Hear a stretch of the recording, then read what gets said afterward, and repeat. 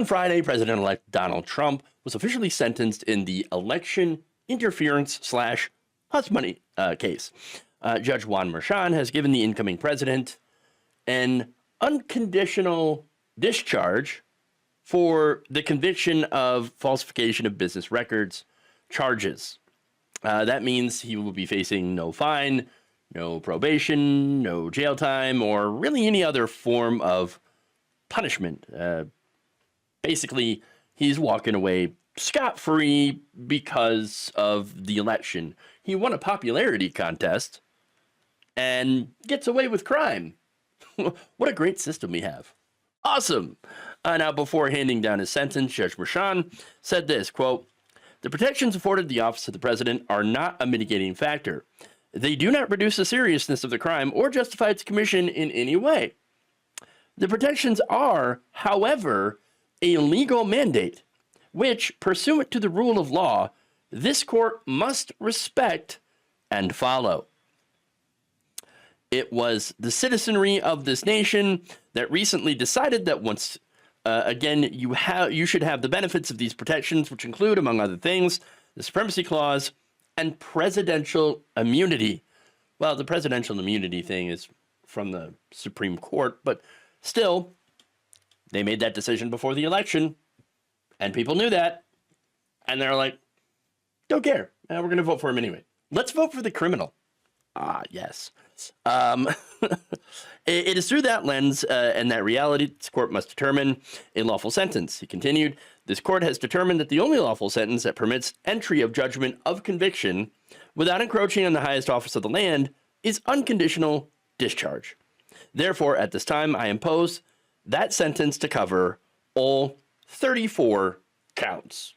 So basically, what this means is that if you do crime and win a presidential election, then you're not going to face any consequences. That's the lesson here. I mean, oh, but you don't understand. He's a convicted felon now. Like, that's your big win is we get to call him a convicted felon. Okay, but there's no other practical consequences. So to me, that means next to nothing. Really, it doesn't mean anything. It doesn't amount to much. He's not going to face any consequences as a result of that. I mean, he's already wealthy. This country, by the way, does go after and punish felons, right? By, keeping them out of the job market, keeping them out of things like, they deny them jobs. They deny them, like welfare benefits and things like that. None of that is going to have any impact on Donald Trump. He's super wealthy. He's super wealthy and old enough to where, old enough and rich enough that he never has to work a day in his life ever again. So, plus he owns his company, his organization. So absolutely no consequences whatsoever. No accountability, no rule of law if you're rich enough and powerful enough. And that's it. That's the reality in this country. and look, because Donald Trump has already captured all the systems of power that would be capable of holding him accountable, that's right-wing media, of course, Republicans in Congress who have, lined up and kissed the ring, and of course the Supreme Court, whom he appointed 3 members of. They've got no interest in holding him accountable. None of those groups will do anything at all to him. Mainstream media won't either. They might try. I mean, we've already seen, though, unfortunately, a lot of mainstream media figures bowing their heads, kissing the ass. And so if they try, it's not going to matter anyway. So they mean nothing to Donald Trump or his fans or, the Republican Party. Doesn't matter. And by the way, neither do congressional Democrats. They don't mean a damn to anybody either. So Donald Trump doesn't care. Republicans don't care. Congressional Republicans don't care. His voters don't care. Most of the United States doesn't care. So you can see where I'm getting here. All right. So it's just a ridiculous turn of events that unfortunately is not at all surprising to anybody who's been paying attention. So, unsurprisingly, Trump took to social media Truth essential. To say things that are false, because of course, the radical Democrats have lost another pathetic, un-American witch hunt. Well, there's one thing that's right about that. Democrats did lose. He said that the unconditional discharge proves that all the legal scholars and experts have said there is no case, there was never a case, and this whole scam fully deserves to be dismissed. What are you talking about? Yeah, the judge himself is like, I can't charge you with any, I can't sentence you with anything, okay, because you're about to be president. My hands are tied by the very law that is supposed to hold you accountable. So I can't. That the law is telling me I literally can do nothing to you. So what am I supposed to do? Just put it on the record that you're a convicted criminal, and that's it. So it's actually really saying the opposite here. There was a case, you were found guilty of that case, and unfortunately, you were not able to be sentenced because the law is rigged in his favor. So there you go. Dude, but here's the thing.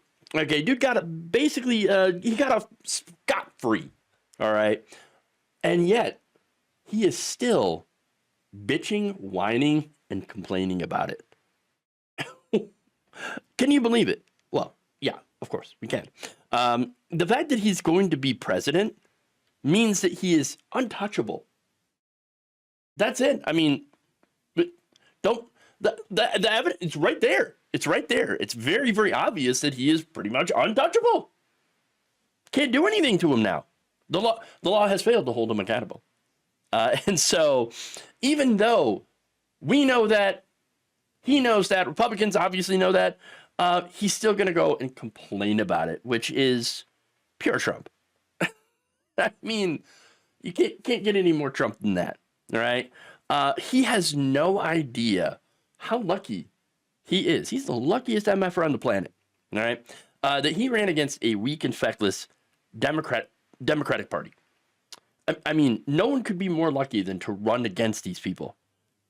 Hillary Clinton, Joe Biden, and Kamala Harris. So incredibly luckiest Republican to have ever ran. Okay. I mean, look, like them or not, as people, okay, and whatever. I don't really care if you like them.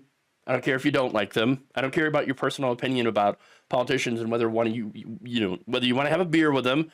I don't really care because I actually want a leader who knows how to do things that help people. But these three Democratic politicians that I mentioned, they did not run good campaigns. They ran mainly establishment, and Donald Trump ran as a right-wing populist. I don't think that there's such a thing, but nonetheless, he ran more populist. Okay. Now, that said, the exception is Joe Biden, who in 2020 ran a kind of populist campaign and did beat Trump. Okay.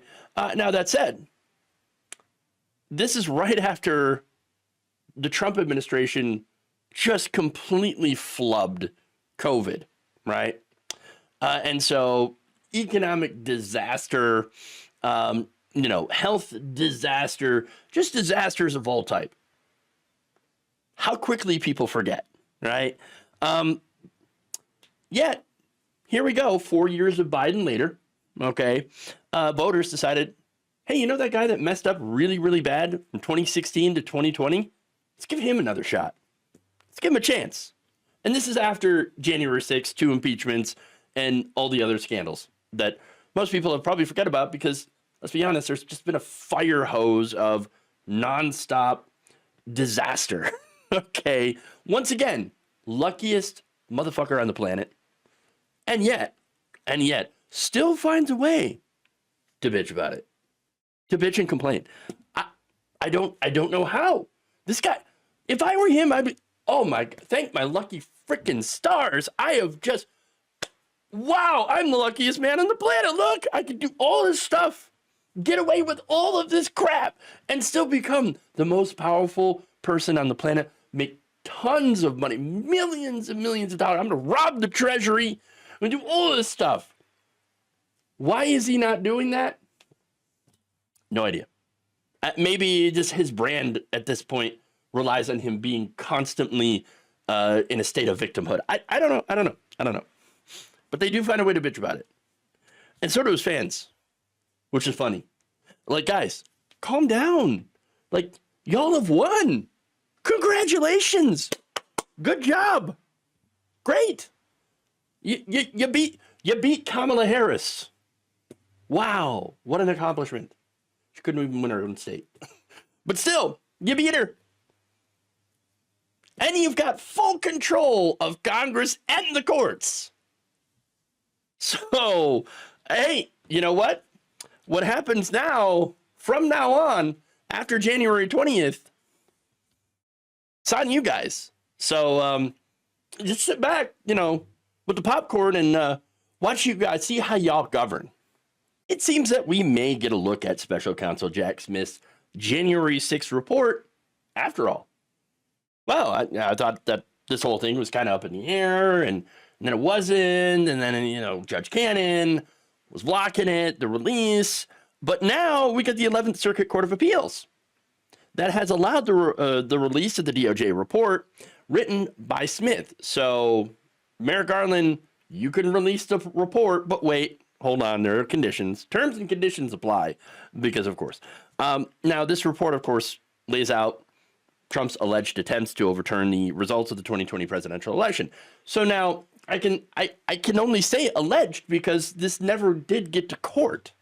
Okay, so it has not been adjudicated, and it never will. Okay, because as I said before, Donald Trump wins those cases, they're gone. Bing, bing, bing, boom. It's gone. That's it. It's over. It's over. Now the court, but reading the report, that is not over, apparently. In fact, the court denied a motion to block the report's release in a Thursday night ruling. Y'all are doing these things on Thursday nights, okay? Seriously. Now, even though the case has been withdrawn since Donald Trump was unable to be prosecuted due to presidential immunity, there's another case that Smith was working on that is ongoing.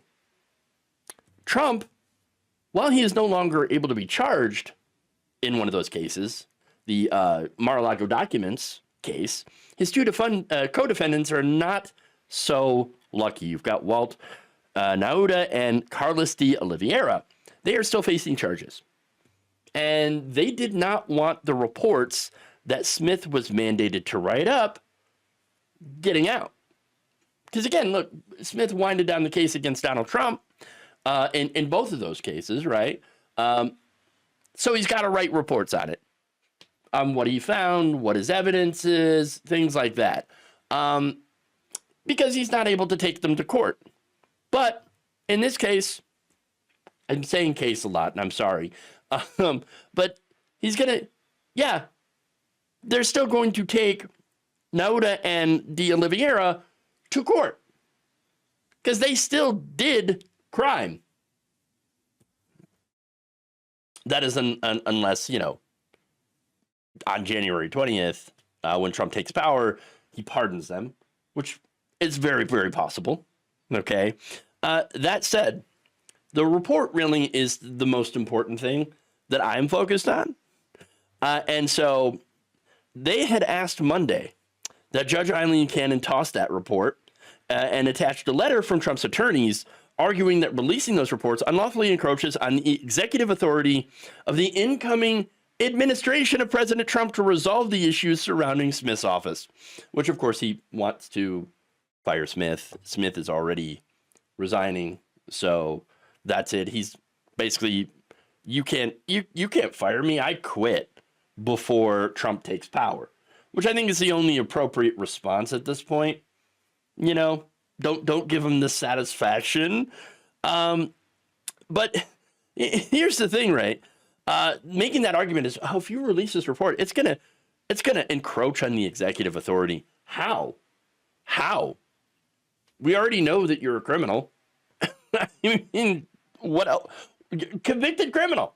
Okay, not going to face any consequences for that because you're going to be president of the United States. But It still doesn't change the fact that you're a convicted criminal and that these cases never ended up getting to court. So, sorry, but if you didn't want that hanging over your head, you should have let it go to court to adjudicate it. But you didn't want to because you're afraid of the outcome.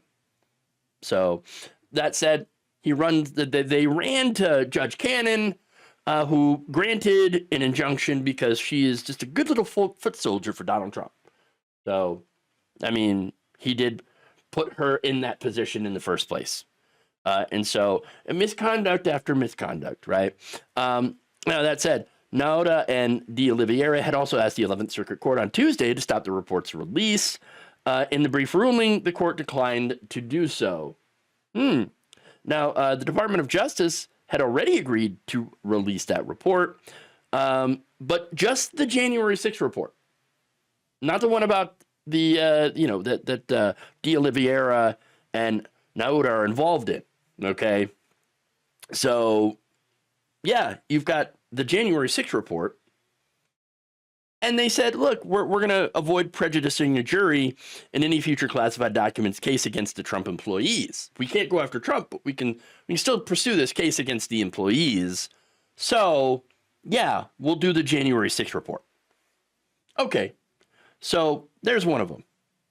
Now, that said, there is going to be some wait time here involved, all right?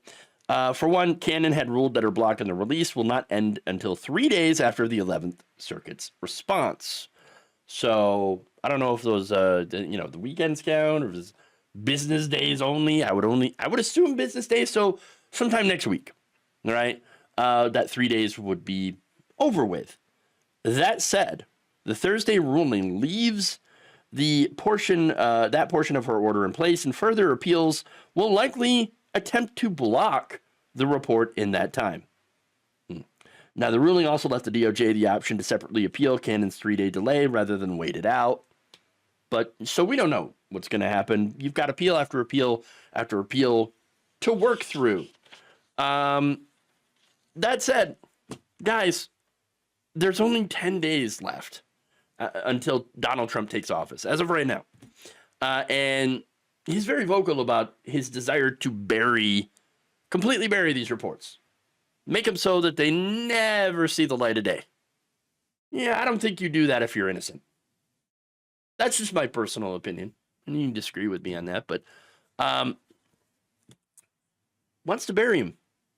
So I can see two things. Either they work very quickly through these appeals and end up releasing it, because why not?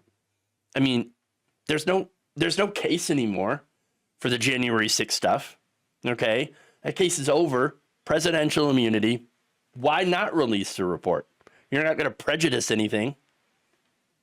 What? Why not? Let's get some transparency here, right? So, and I don't see any reason why they would shut that down, unless, of course, you get Trump appointees, right? Or a preferential, court.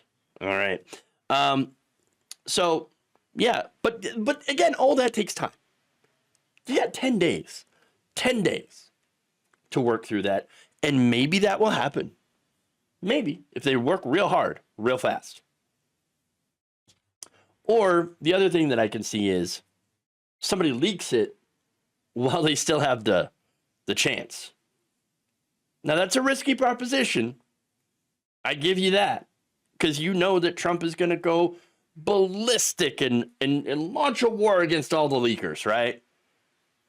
But if that happens, we'll see. I mean, the other reason maybe why they wouldn't leak it is because what would be the point if they're not actually able to do anything about this? So I could see why somebody wouldn't want to take the risk of leaking it, but those are the two possibilities that I see. And I just, like I said, I don't know what's going to happen. Is it going to be legitimately released, or will Trump be able to wait up the clock and bury his crime? I guess only time will tell. Meta, the parent company of Facebook, is facing an internal revolt over Mark Zuckerberg's changes to the platform that he made after meeting with President-elect Donald Trump. All right, so many employees at Meta are saying this will increase the amount of abuse faced by LGBTQ plus people. And this is according to internal conversations obtained by 404 Media, interviews with 5 current employees. Now, the changes, of course, were part of a larger shift Mark Zuckerberg announced on Monday to ingratiate himself with Donald Trump. They're going to do less content moderation. They're going to bring back political topics to the Meta platforms like Facebook, Instagram, and Threads. Now, of course, some of those changes, or I should say a lot of those changes, is basically allowing right-wingers to be horrible towards LGBTQ plus people. For example, calling them mentally ill. So that's allowed to kind of stigmatize them and discriminate against them, right? Now, here's the thing. I thought Zuck said that these changes were about allowing more free speech on the platform, right? No, it turns out they're just going to allow for people to attack gay and trans people more. Yeah. And like a lot of their content moderation, it's unevenly handled. Okay. And so, again, it's basically, it's a mess. It's a disaster. Now, a review of Meta's official content moderation policies show, according to 404 Media, specifically that some of the only substantive changes to the policy were made to specifically allow for allegations of mental illness or abnormality when based on gender or sexual orientation. Now, the current medical consensus is that no, that being a member of the LGBTQ plus community is not a sign of mental illness. But once again, the right wing likes to use that language to stigmatize members of the LGBTQ community, to not take them seriously, things like that. Now, and by the way, also to use it to discriminate against people. I mean, that's the other thing with, for example, the rhetoric on homelessness, right? The homeless are mentally ill.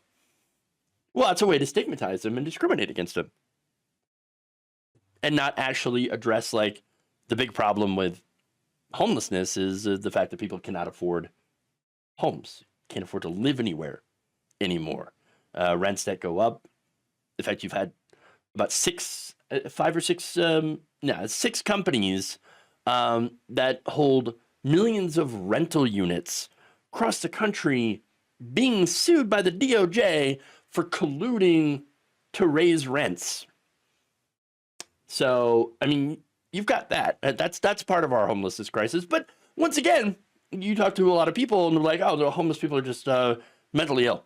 And that's it. They don't actually want to be in homes. They want to be out on the street. Are you nuts? No, they don't. It's insane. But again, a way to discriminate, stigmatize, and ultimately refuse to help them, because they always say things like, oh, yeah, mental illness, right? Yeah, they're mentally ill. Oh, do you want to fund mental illness then? Make it so that it's free to get help? Oh, no. F you. You communist. What's wrong with you? Pink-haired communist. No, I'm not going to pay for that. Oh, okay. Well, that's just a way for you to avoid actually helping out other people. That's lovely. That's great. Now, to get back to these employees at Meta, current and former, one of them said in their internal chat program, since I'm considered mentally ill on this platform, I might as well get some paid time off to look after my mental health. I'm paraphrasing on that one. Another thread on Meta's internal workspace site that has several hundred comments and more than 1,000 reactions reads this. And this is verbatim here. Feedback, sexual orientation, and gender as a mental illness. I'd appreciate some more detail on how the decision was made to update the policy, particularly given this does not reflect any mainstream scientific consensus. Well, as if they care about that, honestly. Just forget about the evidence. All right. particularly, how the policy reflects our values and perspectives as a company, and whether these are different to the values we've expressed in the past. Who, if any, LGBT groups, internal or external, were consulted as part of this change? A member of the policy team told employees in the thread that our core values have not changed. Really? The changes to our hateful conduct policy seek to undo the mission creep that has made our rules too restrictive for whom? And too prone to over-enforcement. Reaffirming our core value of free expression means that we might see content on our platforms that people find offensive. Yesterday's changes not only open up conversation about these subjects, but allow for counter speech on what matters to users. Ah, yes. You know what? I could tell you one thing. Meta's core values have definitely not changed. What do I mean? Well, their core value has always been making money. That's it. And look, Facebook is enormous. I think there's something more 3 billion people that use it. With a base that big, obviously there's going to be a significant amount of people on that platform who have a bigoted point of view, right? And so Zuck looks at this and goes, that's potential money that we're banning from the platform here. Well, I don't want to do that. These are people that I want to take their personal information and sell it to third-party groups and monetize the hell out of them. I don't want to ban them. Plus, if I do that, then the right wing's going to yell at me. And they've already been yelling at me the whole time, and now Donald Trump's going to be president. He's going to yell at me. I don't want that. I just want to make money. That's it. So, obviously, Zuck made this decision based on, hey, the right wing's in power. I mean, the electorate just elected Donald Trump and a Republican Congress. And there's been right-wing movements that have been very successful all across the world. So, yeah, of course we're going to kiss the ass. They're in power now. And they can help us make more money. It shows you exactly who Zuck is and the rest of these ass kissers. Okay? That said, these employees were generally shocked and genuinely, and I kind of feel bad for them because they had no idea. 5 current Meta employees spoke to 404 and said that many Meta employees are just furious about the changes. It's total chaos internally at Meta right now, said one. The entire thread of comments shared its dissent towards the new policy, save for one leader repeating Zuckerberg talking points, because of course, right? I'd call the mood shock and disbelief. It's an embarrassment and shame that feels self-inflicted, different than mistakes the company has made in the past. No one is excited or happy about these changes, and obviously the employees who are identified as being part of the LGBTQ plus community are especially unhappy and feel the most unsupported in this, another employee told 404. Another said a small number of people are taking time off and are sharing that they are considering leaving the company due to this change, which I'm sure doesn't bother Zuckerberg or any of the board members at all, including Dana White, who's an alleged wife beater. So yeah, he's part of the board. Another employee, a third one, told 404, morale of fellow queer employees is in the absolute shitter. Surprising no one. Well, yeah. Other comments include, I find it very hard to understand how explicitly carving out which groups of marginalized people can have what we otherwise classify hate speech directed at them will be beneficial for the communities we hope to build on our platforms. I mean, imagine saying that about conservatives, right? Some of the stuff that they throw at, the gay community, trans community, saying that about conservatives. You probably get banned on Facebook. But apparently, go after gay and trans people, totally fine. You can do that. Now, another says this change is unacceptable on all levels. Someone went into this policy and not only removed protection, they actually doubled down and made it explicitly okay. Absolutely wild. Another said, I cannot begin to fathom why we think this is acceptable or helpful to our community and our company's mission. I've never felt so strongly that we're on the wrong side of history. This is going to cause so much harm. Please consider this change. Another said, appalling. I think it's clear that the policy team is not open to any feedback here and is committed to an ideological project that sacrifices some of our communities in order to achieve their goal. Just call me a T-word, T-slur, and close the discussion here. At least it would be honest. And honesty is not something that apparently internal Facebook is good at. All right. In fact, one said that they couldn't find any internal discussion about how the new changes were made. Normally, they'd, get together. There'd be back and forth, apparently, at the company, groups, people getting together and discussing these policy changes, right? Now, apparently, that did not happen here. And a lot of people were like, wait, what's going on? We usually discuss this. This just came right from the top, right from Zuck himself and the board members. In fact, one asks, did we miss a policy forum where we could all hear the results of any research supporting this change and opinions of all? No, of course not. Another said, I looked for one, couldn't find it either. Another complained about the lack of any employee input on these changes and said, at the very least, Meta should be able to tell company employees why it is now acceptable to call a large number of them mentally ill or refer to them as property or refer to them as it.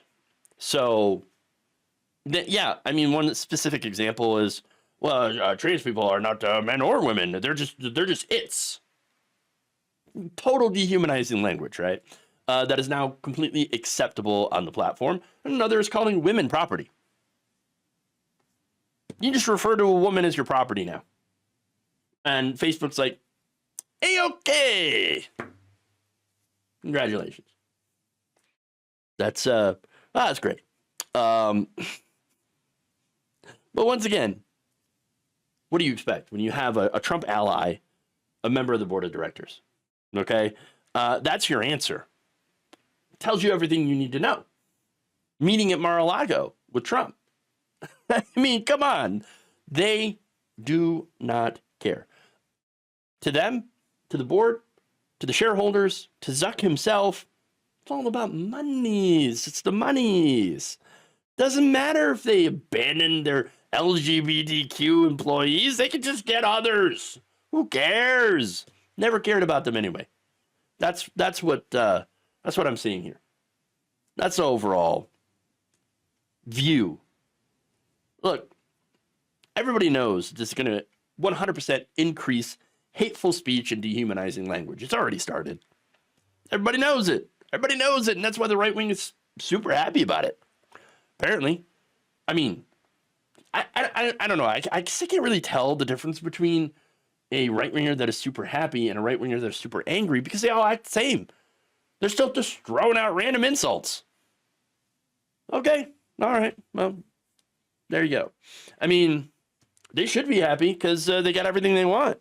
I mean, you get to call people horrible names online with zero consequences. No bans, nothing.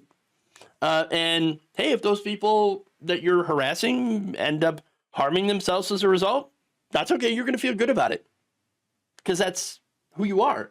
And we know who you are. We know who and what you are. And we know that it was never about freedom of speech. No.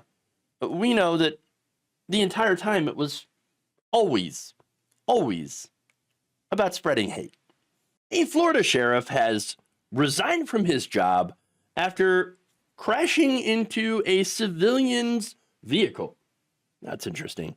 Lake County Deputy Tristan McComber was driving his patrol vehicle southbound November 6th on a road in Sorrento when he crashed into another vehicle that had stopped for a school bus.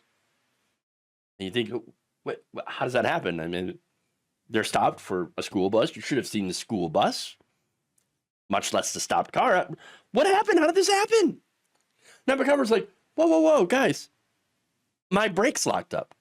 Yeah, it happens, right? I mean, he said the anti-lock braking system was displayed because the speedometer had just been calibrated. So my brakes locked up. I smash into this, and then why the ABS is there, because I just, calibrations. What are you gonna do? What are you gonna do? Okay, well, turns out, unsurprisingly, Mr. Macomber was being a little less than honest about this. An investigation found that he actually lied about the cause of the crash, reported WFLA TV. Body cam footage recovered showed him picking up his cell phone and looking at it a minute before the crash. Oh, so what? He was looking at his phone. He was, what, texting and driving? Which is pretty stupid, right? Well, he says, yes, that's exactly what happened. I was texting my police colleagues, keeping up with my, the latest text from my bros in blue and our little group, okay, momentary lapse judgment because I was looking at these very important cop texts. Except that, no, that was also not true. It was also a lie. So what exactly was he looking at on his phone? Internet porn. That's right. Yeah. Shocker, right? Macomber eventually admitted during an interview with the Office of Professional Standards that he was looking at, quote unquote, inappropriate pictures, which he later clarified to be of a pornographic nature on his personal cell phone while he was driving. Whoopsie. Sexual anarchy. Look, I get it. You have needs. We all have needs. But maybe, I don't know, not do it while you're literally driving. You could pull over to the side of the road, pretend that you're doing a speed trap or something. I don't know. You could figure it out. Okay. Well, he was figuring something out. God. Sexual anarchy. Resurrection is about the people. No, it's not. Seriously, though, I've done stupid things while driving. Yeah, I know you'd be shocked, right? When I was younger, much, much younger, for example, I had a bowl of ice cream while I was driving. I know. This guy loving ice cream that much? Insane. Dumb as hell. Reckless. Okay? Stupid idea. Stupid. All right? I'm shocked that nothing bad happened to me. All right? By the way, it does take some skill to eat a bowl of ice cream while you're driving. But don't do it. Don't do it. Okay? Bad idea. Bad idea. But, you know what else is a bad idea? Looking at porn when you're driving. Okay? And look, a normal person should know better, obviously. But this guy, not a normal person. He's a cop. He's on duty. He's got a body cam on. You think that he would know better, right? But no, apparently not. Couldn't figure it out. Stupid. I don't know. That must have been one hell of a picture. All right. But if that's not bad enough, then you got to lie on it, about it. I mean, that is icing on the dumb cake. All right. The sheriff's office, upon, after this investigation, after these interviews, after he admitted everything, determined that Macomber had violated general orders about giving truthful testimony, i.e. lying, looking at this pornographic material, as well as not wearing his seatbelt. Not even wearing a seatbelt. What the hell? And to top it all off, instead of facing termination, he resigned. He's like, that's it. I'm out of here. I'm just, you know what? That's it. See you later. I'm gone. You can't fire me. I quit. Oh, is that what we're doing here? Wow. Just, I mean, I don't know. I was going to say the ball's on this guy, but I have no idea. I just, but you know what's sad? he's probably going to get hired as a cop somewhere else. I mean, how many times have we seen this happen? Plenty of times. Plenty of times. Cop does something stupid, gets fired, and then pops up in like another state as a police officer. Oh. That said, look, getting back to the accident, I'm sure people are wondering, wait, was somebody hurt? No, thankfully, no one was hurt, right? That said, if that was enough to damage that other person's car, and I don't know the details on that, but if he damaged someone else's car because he was too busy looking at internet porn when he shouldn't have, then I hope that he'll have a very well-deserved civil lawsuit coming his way. Thank you for watching. If you enjoyed this video, please like, share, subscribe, hit the bell icon in order to get notified whenever a new video is released.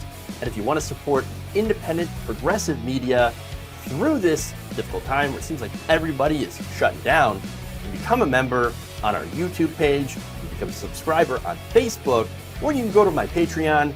It's patreon.com/Jeff Waldorf. Thank you.